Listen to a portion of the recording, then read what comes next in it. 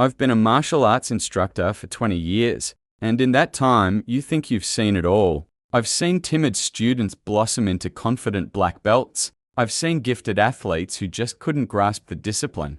I've seen hot heads, aggressive types, and people who are just there for a good workout. But in 2 decades on these mats, I had never been genuinely scared of a student. Not until one of them raised his hand and asked me a question. It wasn't really what he asked. It was how he asked it. It was the chilling clarity in his eyes. And in that one moment, the entire philosophy of my dojo just shattered. The warm, familiar smell of worn leather and clean sweat suddenly felt cold and sterile. I was forced to confront the dark, unspoken reality of what I was actually teaching.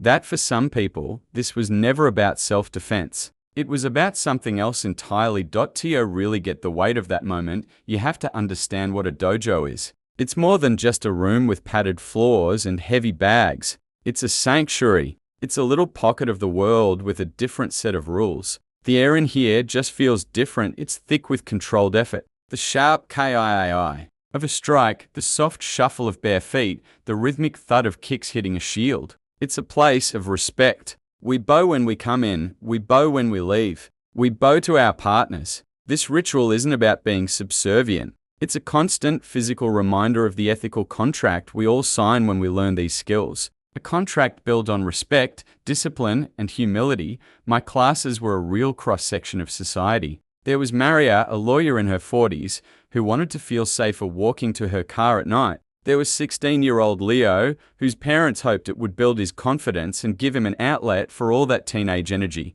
And there was David, a 50-year-old veteran who'd been with me for a decade. His movements were smooth and efficient, his presence a calming anchor in the class. They were all there for the same basic reason, to learn how to protect themselves and the people they love. The core philosophy I taught, day in and day out, was control. Using the minimum force necessary to de-escalate a situation and get home safe. The techniques were just a way to teach a deeper lesson in restraint. And then there was Alex. He'd been with me for about 6 months. He was quiet. That was the first thing you'd notice. Not shy or timid, just economical with his words and his presence. While other students chatted before class or joked around during water breaks, Alex would be in a corner, stretching or silently running through a form. He was a model student in a lot of ways. He listened, he never missed a class, and he practiced with a diligence that was almost unnerving. His progress was fast, scary fast. He'd absorb techniques with a frightening efficiency, his body learning a lock or a throw after just a couple of repetitions, but his intensity was different. When other students practiced a disarm, they focused on the technique, the wrist control, the leverage. When Alex practiced, his eyes were fixed on the simulated threat. His focus wasn't just on doing the move correctly. It was on ending the encounter. There was a cold pragmatism to his movements that was just different from his peers.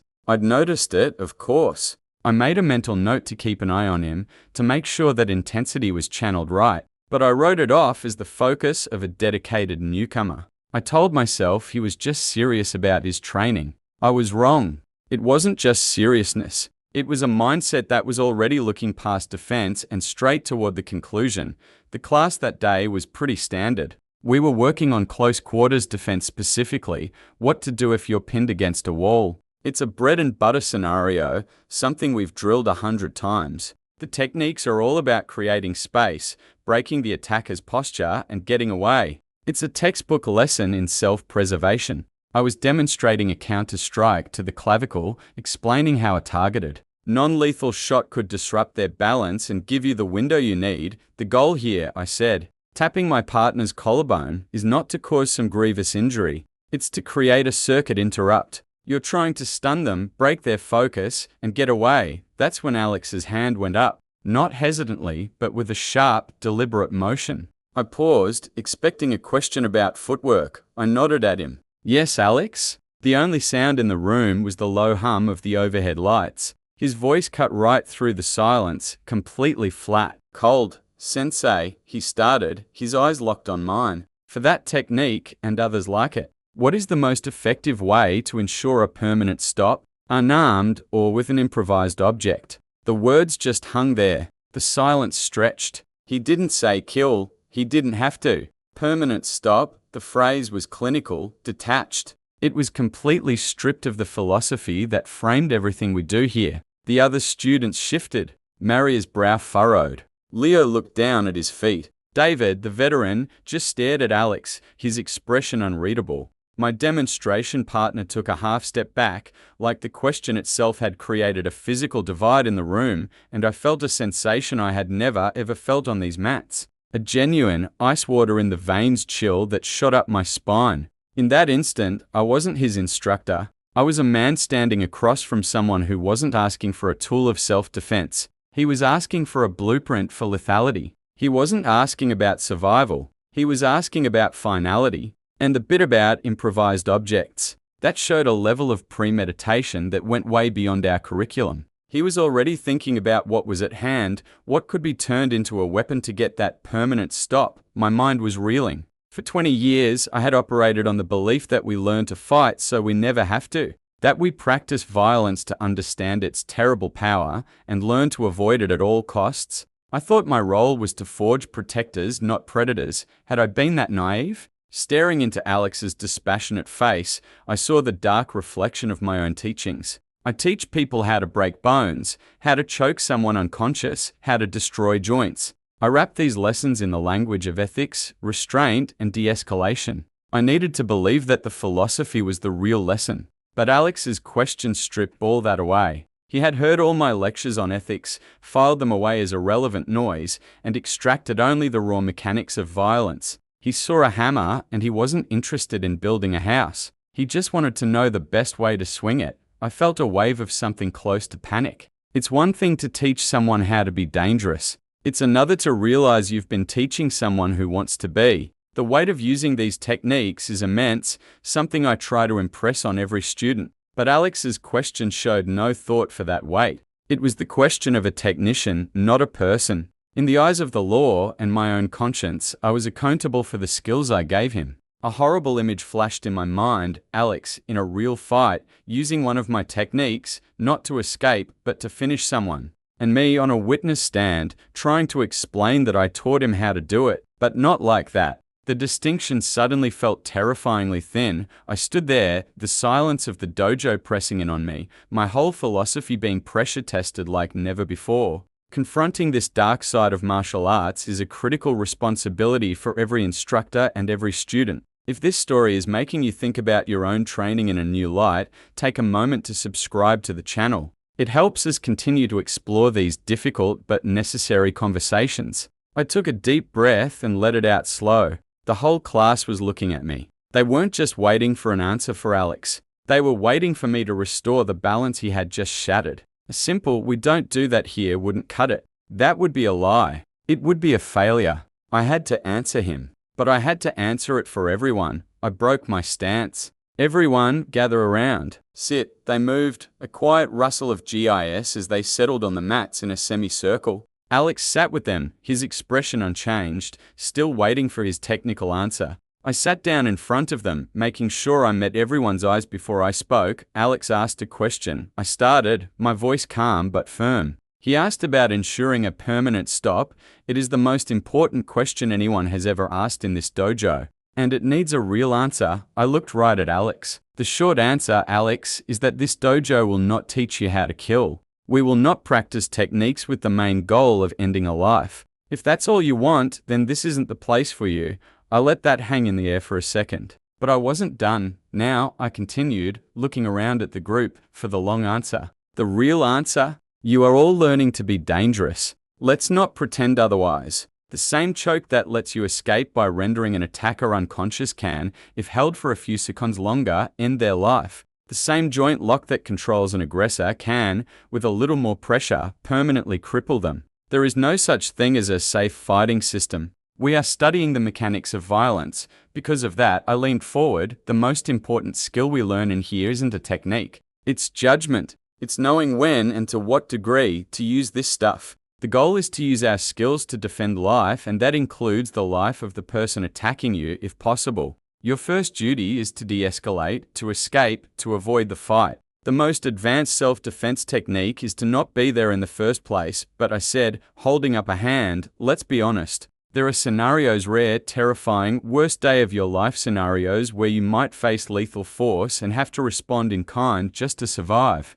The law says you can use force when you reasonably believe it's necessary to protect yourself from being unlawfully attacked. But that force has to be proportional. Using a lethal technique against someone who isn't a lethal threat isn't self-defense. It's assault or homicide. I turned back to Alex. You asked about improvised weapons. Good. That shows you're thinking realistically. But you have to understand what that means. The second you pick up a rock, a bottle, or a pen to use as a weapon, you have just escalated to deadly force. You must be prepared to stand in court and explain exactly why you believed you were about to be killed or suffer grievous bodily harm. And you have to be ready for the aftermath. Taking a life, even when you're justified, is a catastrophic event. It leaves deep, lasting trauma. People who survive these encounters suffer from crippling anxiety and PTSD. It's a burden that lasts a lifetime. Permanent stop sounds clean and simple. The reality is messy, horrifying, and life-shattering for everyone,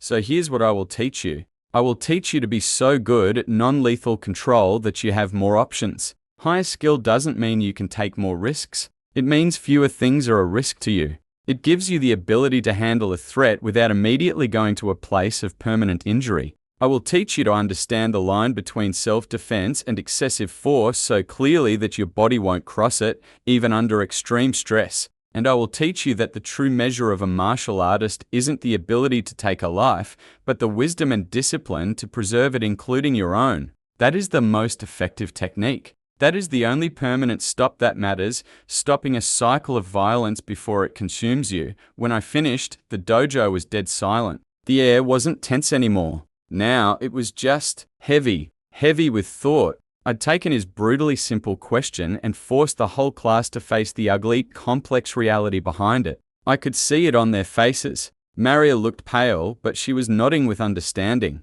Leo wasn't staring at the floor anymore. He was watching me with a new kind of respect. David, the veteran, just gave me a slow, almost imperceptible nod. I looked at Alex. For the first time, his mask of cold intensity had cracked. He wasn't looking at me anymore. He was just staring down at his own hands. It was like he was seeing them for the first time not as tools, but as part of a person who would have to live with what they did. He didn't say a word. After that day, the vibe in the dojo changed. The training got more focused. The questions the students asked were different. It was less about what if he does this, and more about why would I do this. Our talks about the legal and ethical side of self-defense weren't just a preamble anymore. They were a core part of the training. Alex stayed. He never asked a question like that again, but his training changed. The cold efficiency was still there, but it was tempered with something new, a pause, a thoughtful hesitation. He started working more slowly with his partners,